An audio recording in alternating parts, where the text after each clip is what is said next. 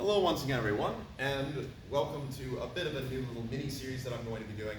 And as the title suggested, I am going to be going over how you can add historical bits to your gear for various purposes. Now I want to preface this by explaining, if you're more focused on just going to tournament and you want to get a certain look, you're best off modifying your base gear. Now what I mean by that is, like, underneath all this stuff I'm wearing, this is still my normal fancy gear. I'm not wearing my shin guards. We'll get back to that again in a minute. But as far as like the actual protective stuff, that is still passing muster. So getting a jacket that looks a certain way but is still safe. Maybe you get detailing on the stuff itself that won't get in the way. That's more what you want to focus on if you're looking to capture a historical look. But you are specifically just doing tournament or sparring, especially hard sparring. If you are instead looking to add to your silhouette, so maybe you are wearing your fencing gear at a public relations event, so that could be a lot of schools, including mine, demo and Renaissance fairs, or local fairs, or go out and do events such as demos centered around a certain part of history, and you want to add some effect to that, then these are my suggestions for that. And these will not get in the way all that much, or things along those lines that are relatively easy to do. So, firstly, your base layer gear. Depends on what you're wearing. I am wearing a JF jacket, a Jess Finley jacket, and that's pretty easy to fit kind of in any period that we do. In particular, even though I'm starting on the earlier side, so this is late medieval, early Renaissance. This is your long sword, your sword and buckler, etc. 14th to 15th century. This blends in pretty well.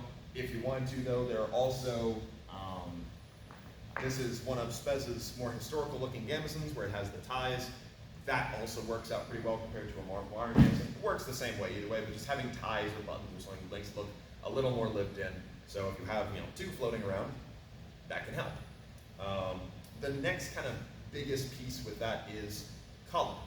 So a lot of people wear all black gear, but in particular, if you do have a color, especially because a lot of colors are becoming more common, working with that color scheme as much as you can in the rest of your accessories goes a long way to creating that good silhouette and that good look. And in particular, I used to work at not one but two living history museums, and the 15-foot rule, looking passable at about this distance, goes a long way in helping get that, that silhouette, that general look going. And color helps a lot with that. So in my case, I have blue. I've got blue socks. I've got a blue jacket. I've got my blue hood. That all blends really well together, and then I've kind of got this brown as a alternate piece. If you are even wearing all black gear, maybe adding a couple bits of color through, maybe my belt would be red, or my garters would be red, or my hood could be red. That can help a lot. But we'll get back to those inner pieces in a second. So pick your color, run with it. Now the easiest piece to add that can all of a sudden start adding a lot more options is a simple belt. Now, I wear a belt when I compete, usually. I've worn it at Surfo twice now, and part of the reason for that is convenience. It keeps everything down and also allows me to suspend my sword off myself so I don't have to run back and forth for it. Your belt can be kind of anything. Generally, you want a belt on the longer side. You can go a little fancier and get, for example, this is my nice belt. This is tooled. It has pins on it. I'm going to add more of them. It's got a nice metal buckle and all those along the lines, and certainly if you're not going to be doing a lot of heavy sparring, this would be pretty good. I don't usually wear this if I'm going to do heavy sparring because I don't want it getting too badly damaged, but if you don't care, you don't care. This is kind of middle of the road. It's got still a prominent buckle, but it's nothing too fancy. If you're looking for something just simple, and especially something that's kind of one size fits all, going for a ring belt, wherein it's just got a ring in place of a buckle, and thus you can make it literally one size fits all, is a good investment, and it just fits over literally everything you could wear. This one can fit over even my largest set of armor, and then even if I'm just in just a shirt, because I can layer it up and layer it down. So that might be a good thing to look into. Now once you have your belt on, you can start adding little pieces to it. And furthermore, it also starts adding that wasp waist silhouette. Even if you are not a particularly V-shaped individual, just that little draw does help. If you are wearing, for example, a Spez caftan or a gambeson or things along those lines, and maybe the gambeson doesn't fit you like perfectly, that little bit of draw in helps get the silhouette really well and things along those lines. But it also allows you to start suspending things off yourself. So firstly, being able to wear a sword. I've got a whole video on different ways of wearing a sword. I'm using the frog method right now because I misplaced my ring, but usually I've just got a ring like when I'm at surf or something. But either way, you want to make sure it's something small that if you were fighting, that's not in the way in the slightest. You don't want something big. You probably don't want to do the scabbard. If you've got a scabbard, by all means, but now you've got that attached to you, so if you do need to do any fighting, you'll probably want to take it off first. It's kind of up to you what you want to do, but this is usually the kind of setup I go for if I am needing to kind of bounce back and forth out of needing to fight, not needing to fight, what have you, and the sword is nice and secure. The other thing that you'll commonly see is people will start wearing daggers, especially if you're doing the earlier period like we're going over today. Daggers can be a really good addition. There are even some tournaments, for example, Queen's Gambit one year, and I think they might still do this, I don't know, allows the wearing of a dagger that you can then draw and utilize in the midst of a fight if it comes up. That can be rather cool. If you're coming from the armored community, a lot of people wear a dagger on them kind of 24/7, which is something that I sort of do. My recommendation, if you're going to be wearing a dagger on you, is number one, make sure if you're doing demos or something like that, have fun, make sure it's a practice dagger. You don't want to be wearing a real one with your sparring kit, and certainly, if you're wearing a real one, keep a close eye on it. Take it off when you're going to be doing the sparring. You don't want that to be a risk. But as far as wearing a practice dagger, I do recommend you have a sheath or something along those lines for it, because I have seen people try to wear a dagger and it's just tucked into their belt, and more often what happens with that is it's just sitting there and it's sitting there and it's getting further and further out, and now it's a hazard. It doesn't look good, it gets flopped around, it gets lost. So having it nice and secured is a good way.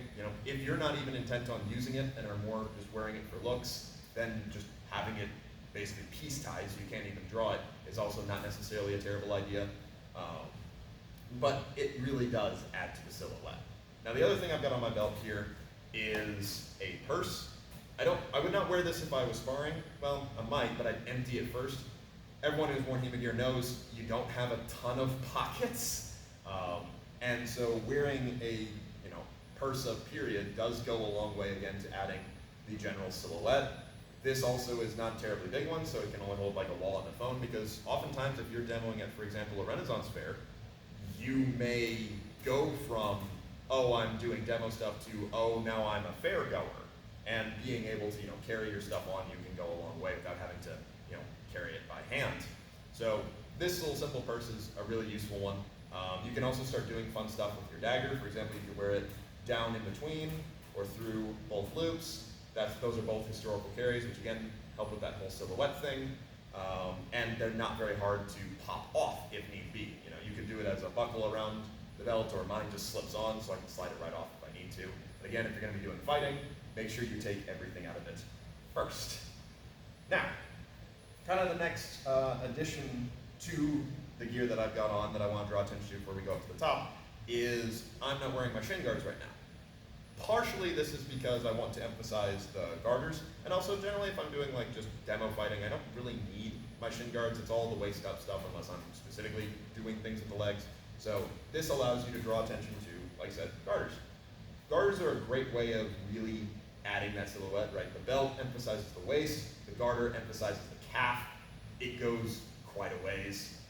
You can also do them in very bright colors, so bright green, bright blue, bright red, like any leather dye you can think of. They just slap right on. If you're wearing shin guards, you could probably still get them over, though it might not have the same effect because of unless your shin guards are very shapely. So that might be something that does work or doesn't work. Worst comes to worst, they also do help hold your socks up, so that's nice. But I do like wearing these if I'm trying to add just a little bit of effect, and I know I'm not going to be wearing any shin guards there. Now, for the top layer, the very top layer, I currently have on a chaperon, a hood. This is a very easy piece to throw on. I've still actually got my gorget on underneath, and I could wear my mask without difficulty. That doesn't affect things in the slightest. The chaperon can go a long way to, again, that silhouette. It's very distinctive, very much of the period, and it doesn't get in the way at all, really. The only thing you maybe need to deal with is you've got your lyra pipe here. You just tuck it into your belt. No big deal. Or you can also wrap it up or things along those lines. So this is a good addition. Again, if you also take that color it could be a very good pop. It looks very good over a gambeson because then you just look like every common foot soldier you see in every medieval depiction. So that can be really nice. And also, it comes off very easily. I just pop this up over my head, and I can even roll it up and turn it into its hat variation if I'm not needing to wear it anymore, which is really nice.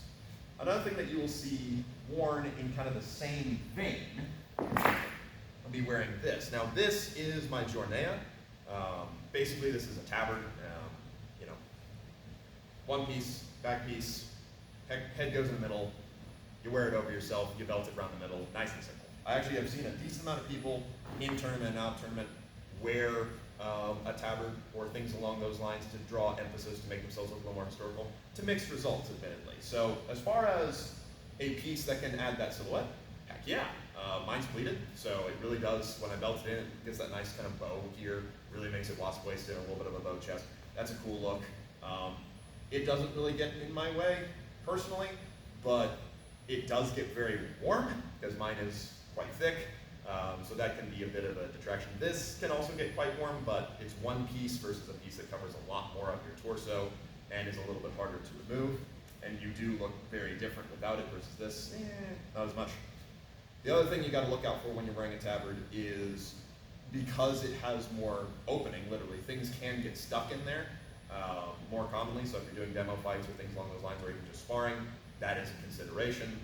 If you want to see proof of that, actually, you can just watch my mini-D spear bout from last year, wherein a spear point did get stuck in my tabard. So, you know, that is one of those things that, again, works pretty well. You do you, it's fun, but it is a little bit more, it does get a little bit more in the way. Same thing in regards to like wearing, for example, a hublug, which I don't own, over your stuff, or things along those lines. It's a bigger piece. It's gonna be a little more in the way, but you could probably do it, just maybe not in the hotter climates.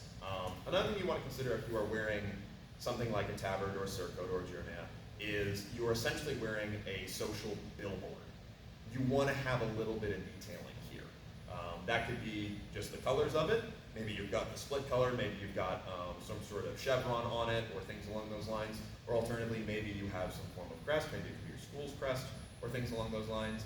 Some people wear a personal crest or things like a badge here. I would recommend that you do spend a little bit of extra time on it, really make it look nice, because it is such a commonly seen shape, even though it can add a lot of historical detail, it can also look kind of meh if it's just, you know, stamped or things along those lines. In particular, if it's like one giant piece right here, that can be kind of 50-50, looks good, doesn't look good. So, but a smaller piece right here can look quite nice, especially if the colors match well. Again, it's all about colors, right? So if you want to go that route, make sure it fits you well, make sure you've done a little bit of work in it, because it's going to get in the way. If you're in a hotter climate, get a thinner one, belt it tight, and nice detailing right here really does go a long way. But otherwise, it fits just fine over all your gear. So, these are just some suggestions, because the whole goal is to, you know, get this silhouette, in this case for the earlier periods. These are some ideas. If you have ideas of your own or things you like to do, by all means let me know. This is kind of a niche thing, you know, and I'm not trying to tell everyone this is exactly how you do it. But again, this is what you're kind of trying to play up to, because we are doing historical martial art, and sometimes that involves not fighting, but looking the part and being able to then fight without a huge costume change, while still staying safe. So this is kind of just a fun little thing that was in my head. Now next time, I'm going to go over kind of mid to late Renaissance, so we're going to start talking about poof. That's going to be fun and a lot more color, and then we'll get into early modern. So otherwise, thank you all very, very much for watching. I hope this was fascinating for you, and we'll go over some other fashion tips another time.